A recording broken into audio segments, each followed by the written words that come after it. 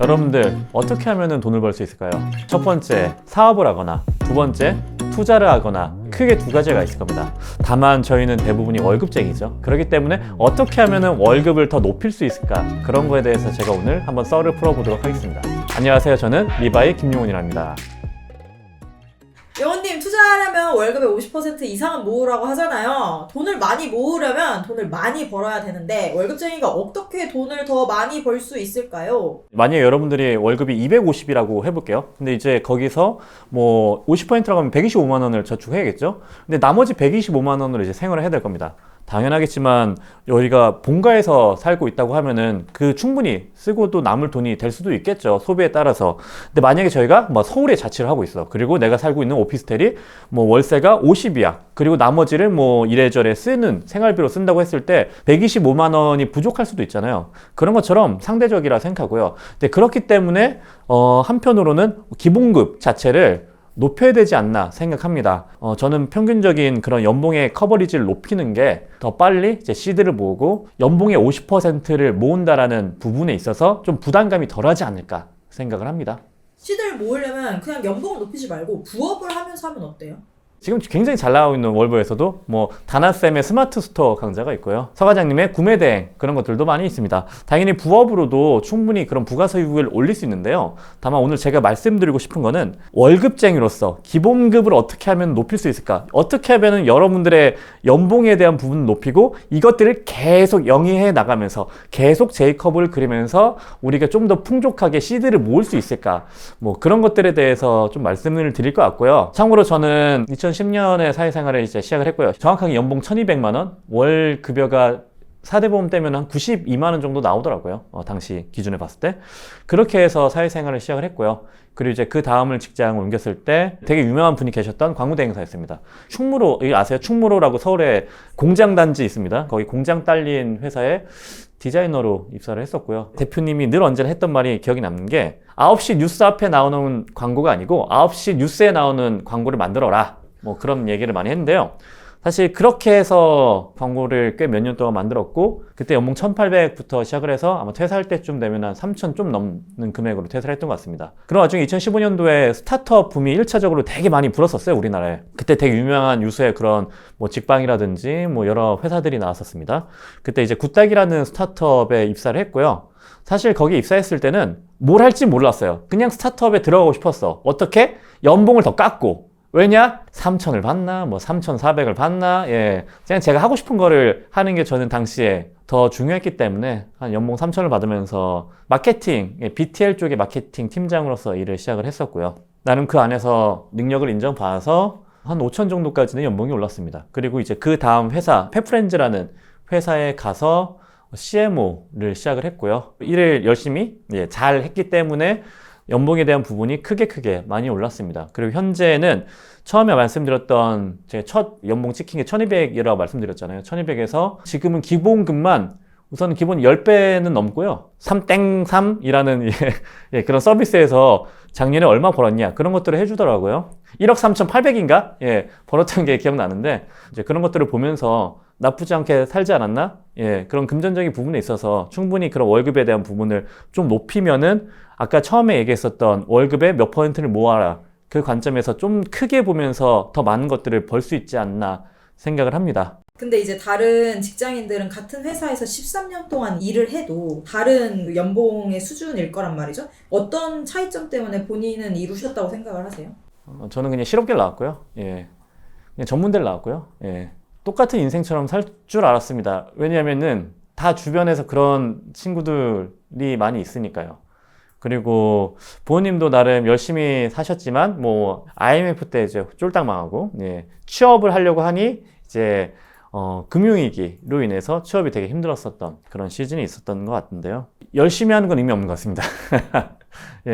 잘하는 게 중요하고요. 잘한다는 의미는 뭘까요? 잘한다는 의미는 크게 두 가지인 것 같습니다. 하나는 당연히 숫자로서의 성과인 것 같고요. 숫자로서의 성과라는 건 뭐 우리는 다 영리를 추구하는 회사에서 일을 하다 보니까 뭐 매출이라든지 트래픽이라는 지표로서 평가를 받을 겁니다. 근데 그 평가를 받는 거에 있어서 사실 매출이란 거는 그 앞에 있는 수많은 선행 지표들의 곱셈이거든요. 뭐 고객이 오고 고객이 물건을 보고 고객의 물건을 사서 매출이 발생할 겁니다. 그러면 이제 저희는 연봉을 어떻게 하면 높일 수 있냐? 그런 숫자들을 합리적으로 누구보다 빠르고 적은 금액으로 잘 올리면 된다. 그렇다고 하면은 어떻게 하면은 우리는 월급쟁이로서 연봉을 높일 수 있을까? 예, 첫 번째는 이건 불변인 것 같습니다. 크게 두 가지 말씀드릴 수 있을 것 같은데, 하나는 아쉬울 거 없는 놈이 되어야 됩니다, 여러분. 그리고 두 번째는 본인의 저 하고 있는 업에 있어서 정말 높은 수준까지 무조건 올려야 된다고 생각합니다. 첫 번째, 아쉬울 거 없는 놈이란 연봉 협상하면은 누가 갑이고 누가 을일까요? 평균적으로 봤을 때 연봉을 측정하는 회사 입장이 대부분이 갑일 겁니다. 근데 만약에 여기서 내가 아쉬울 거 없는 사람이야. 옆에 있는 회사에서는 지금 연봉보다 그래도 한 1.5배 더 준다는데? 사실 그렇다고 하면은 지금 회사에 정도 있고 이런 노하우도 있긴 하겠으나 옆에 있는 더 많이 주는 그 회사에 갈 수 있는 큰 계기가 있죠. 그때부터는 누가 갑이 될까요? 언제나 저는 좀 더 아쉬울 거 없는 놈이 돼야지 연봉 협상이라는 위치에 있어서 갑 위치에 있지 않을까 생각을 합니다. 그렇다고 하면은 어떻게 하면 저는 아쉬울 거 없는 놈이 될 수 있을까요? 아까 두 번째 말씀드렸던 본인의 업에 있어서의 레벨을 높여라. 본인의 업에 있어서의 실력자가 되라 라고 말씀을 드릴 수 있을 것 같은데요. 그 관점에서도 두 가지인 것 같습니다. 위플래시라는 영화 보셨나요? 네. 거기서 나온 대사가 있습니다. 거기서 이제 약간 히스테리틱 보이는 그런 지휘자가 있습니다. 그분께서 드러머한테 하는 말이 있습니다. 영어에서 가장 위험한 말이 good job이라고. 예. 그냥 본인한테 어떻게 보면 이만하면 됐어. 그 정도면 충분해. 라는 본인하고 타협하는 그런 말이겠죠. 여러분들이 지금 현재 어떤 일 하고 있는지는 전 모릅니다. 다만 말씀드릴 수 있는 거는 뭐든지 행하는 거에 있어서 타협하는 순간 남들하고 똑같아지는 것 같아요. 그 말은 무슨 의미냐면요. 평균 연봉에서 벗어날 수가 없을 겁니다. 그렇기 때문에 기본적으로 본인의 업에 있어서 잘하고자 하는 마음가짐과 실력이 중요하겠죠.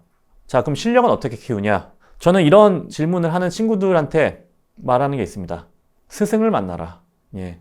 본인의 행하고 있는 업에 있어서 스승을 만나라. 그 얘기를 많이 하고요. 스승과 멘토는 좀 다른 것 같습니다. 이제 멘토라고 하면은 좀 더 시장에서 얘기하는 거는 방향을 알려주거나 자문을 구한다던가 그런 분들을 좀 멘토로서 많이 이 단어가 이제 쓰이는 것 같고요. 스승이라는 건 말 그대로 이제 저한테 뭔가를 가르쳐 주는 분이시겠죠? 이게 인성적인 부분도 있지만 실력적인 관점에 있어서 좋은 스승을 첫 번째 만나시고요. 그리고 그분한테 본인의 업에 있어서 맞는 것들을 흡수하시면 본인의 능력치가 오르지 않을까 싶습니다. 제가 되게 인상 깊었던 책이 있는데요. 일본의 3대 경영인이라고 하는 이나모리 가즈오가 일을 왜 하는가 라는 책이 있습니다. 거기서 그런 말이 나오더라고요. 사랑하는 일을 하려면 지금 하고 있는 일을 사랑해라. 예, 그 말이 되게 공감이 됐는데 사실 지금 하고 있는 일을 사랑한다는 의미 자체가 되게 많은 것들이 있는 것 같습니다. 본인이 하고 있는 무슨 일이든 간에 남들한테 인정받고 그 일을 잘한다고 하면은 기회라는 것들이 계속 오는 것 같습니다. 제가 되게 좋아하는 말이 있는데요. 인생은 곱셈이다. 예. 그 어떤 찬스가 와도 네가 제로면 아무것도 얻을 수 없다. 그런 말이 있습니다. 레이 달리오의 원칙에서 보면은 실제 성공하기 위해서는 이렇게 포물선을 그리면서 계속 성장해 나가야 된다고 합니다. 실제 많은 시행착오를 겪고 실패를 겪고 하지만 그걸로써 복귀를 하고 그거에 대한 인사이트를 찾음으로써 계속 높이 올라가고자 하는 것들을 행해야 된다고 말을 하는데요. 제가 느끼기에 한국 사람들은 생각보다 실행을 잘 안 해요. 한국 사람들은 생각보다 리스크에 대해서 많은 것들을 생각합니다. 실행을 잘 안 하고 계속 그 자리에 머물러 있는 경우를 너무 많이 봤습니다. 그렇기 때문에 어떻게 보면은 저 같은 놈도 돋보이지 않나 생각을 하고요. 전 놀라웠던 게 저 옛날에 2019년에 제가 글을 하나 썼더라고요. 4년 전에. 당시 이제 제가 연봉이 제 기억으로는 3,600이었는데 제가 그때 한창 오퍼가 와서 아쉬울 게 없다 보니까 5,000 안 해주면은 회사 같이 못하겠다 하면서 제가 이제 약간 을보다는 갑의 위치에서 딜을 했었던 경우가 있었습니다. 5,000이라는 돈을 처음 받아봤으니까 연봉을 찍힌 게 신기했으니까 막 커뮤니티에 이제 감격의 글을 썼었던 2019년도에 제가 있었더라고요. 예. 전 늘 언제나 퇴사할 때 연봉 대비 두 번 다 40%씩 올려서 갔습니다. 근데 이런 것 또한 본인이 이제 실력이 있고 아쉬울 거 없는 놈이 되어 있고 갑을 관계 혹은 수요와 공급이라는 관점에 있어서 그래도 실력이 되기 때문에 금액적인 부분으로서 인정을 받고 가치로서 판단되지 않나. 저는 처음에 알바를 했던 게 전 실업계다 보니까 실업계는 3학년 2학기 때 실습을 나가요. 예. 글쎄 제가 무슨 실습을 나가냐면 그 용인에 있는 초콜릿 공장 로얄제가라는 초콜릿 공장에 갔습니다. 그 고3이 뭐 할 수 있는 게 있겠어요. 그냥 트레일러에 초콜릿 오면은 그거 이렇게 그냥 합니다. 이렇게 트레일러 보면은 이제 빨간 꽃 노란 꽃 초콜릿은 잘도 가네 돌아가네 합니다. 그런 것들을 해서 납품하는 그런 일을 했습니다. 초콜릿 포장이죠. 전 좋았어요. 왜 좋았냐? 초콜릿 많이 먹을 수 있었거든요. 근데 이제 하다 보니까 좀 어떻게 하면 이 초콜릿을 이렇게 하나하나 하는데 어떻게 하면 이걸 효율적으로 할 수 있을까 그 생각을 한번 해봤어요. 근데 처음에 이렇게 하다가 이거를 사실 초콜릿이 좀 길었거든요. 한 개 끼면서 이렇게 넣으면은 좀 더 효율적이겠구나 해서 이거 한번 이렇게 집어서 놓으면은 놓고 하면은 좀 한 2타임 정도 쉴 수 있습니다. 하고 놓고 하고 놓고 그렇게 하다 보니까 에이스였습니다, 나름. 거기서 이렇게 소문이 났나 봐요. 그래서 승진했습니다, 알바가. 제가 그 다음에 창고 쪽에 이제 오퍼를 받아서 그 가게에 있는 창고로 왔습니다. 창고에서 문의를 하면 영업팀이 백화점에 납품을 하는데 그 납품하기에 있어서 창고에서 물건을 빼서 주는 일을 하는데요. 와, 그 일은 되게 개꿀이더라고요. 그냥 그때그때 오퍼만 오면은 조고 나른 일을 했습니다. 근데 그 또한 열심히 잘했습니다. 그냥 그때 열심히 했던 것 같아요. 좋게 보셔서 영업팀 분들께서 쟤 좀 델롱댐인 것 같다. 좋다, 괜찮다. 말씀해 주셔서 그때 또 영업직 불과 고3인 애가 저를 거기에서 팀으로 이제 또 보직을 이동했습니다. 그땐 되게 행복했어요. 왜냐? 그 물건을 싣고 되게 서울의 유명한 백화점들을 엄청 돌아다녀요. 그러면서 그 초콜릿, 약간 그런 퀄리티 있는 초콜릿들을 납품하는 일을 했었습니다. 그때 제가 하는 일이 뭐냐면 차에 가만히 앉아서 이제 운전을 못하니까 앉아서 이제 그 영업팀 형님들이 옮길 때 같이 옮기는 그런 일들을 했고요. 그때 되게 서울 구경을 되게 많이 했었던 기억이 납니다. 그러면서 돈은 돈대로 좀 더 많이 받고 근데 몸은 편하고 그러면서 막 서울 구경도 재밌게 하고 제가 생각하기에 그 모든 일련의 과정들의 일들이 그냥 즐기면서 했었던 것 같고요. 그렇게 즐기면서 하다 보니까 기회라는 것들은 계속 왔던 것 같고요. 그 기회를 그래도 놓치지 않고 계속 잡았기 때문에 지금까지 왔던 것 같습니다. 인생은 곱셈이라고 했죠. 기회라는 것도 여러분들의 이제 실력이 있어야지 기회라는 게 오는 것 같습니다. 10년을 일해도 내 집 마련 왜 이렇게 힘들까요? 20년 직장 생활을 해도 우리는 왜 노후 준비를 하기가 이렇게 버거운 걸까요? 출퇴근길 하루하루 열심히 살아가고 있지만 쉽게 바뀌지 않는 현실에 우리는 답답해하고 가슴 아파합니다. 이건 제 10년 전 이야기입니다.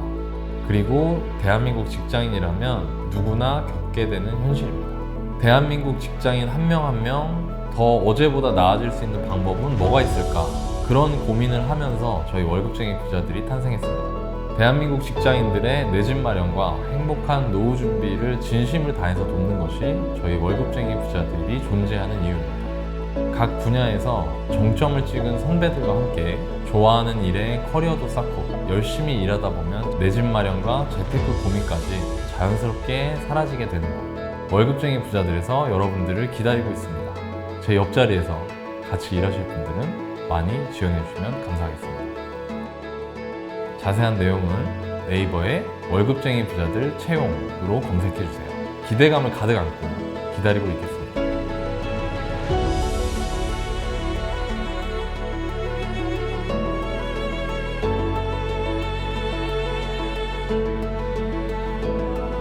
월보에는 충분히 아까 말씀드렸던 업을 높이기 위한 스승님들이 많이 계신 것 같아요. 프로덕트든 MD라든지 제품에 대한 기획이라든지 저희 유튜브 같은 경우에도 제로에서부터 100만 넘는 유튜브까지 되게 빠른 시간에 성장을 했었죠. 콘텐츠에 있어서의 스승님들도 많이 있고요. 마케팅은 물론 개발 같은 경우에도 정말 좋은 CTO님께서 같이 오셔서 으쌰으쌰 하면서 빠르게 성장하고 있고 리뉴얼도 하고 있습니다. 월부에서 일한다는 의미 자체는 저희는 오로지 고객 베이스인 것 같습니다. 제가 오늘 티셔츠 입고 있는 커스터머 드리븐 고객 베이스에서 일을 하다 보니까 실력적인 부분은 내부에서 쌓고 그리고 마인드셋 어떻게 하면 회사를 성장시킬 수 있을까에 대한 관점에서는 고객 베이스가 돼서 계속 빠르게 성장을 시키고 있습니다. 기회는요 본인이 실력을 쌓으면 오는 것도 있지만 본인이 그 기회를 먼저 가서 쟁취하는 것도 중요하다고 생각합니다. 실력에 대해서 좀 더 갈증이 있거나 아니면 정말 좋은 스승 분들을 찾고 계신 분들이 있다고 하면요 본인이 원하는 포지션에 채용 신청을 해보는 것도 기회라 생각합니다.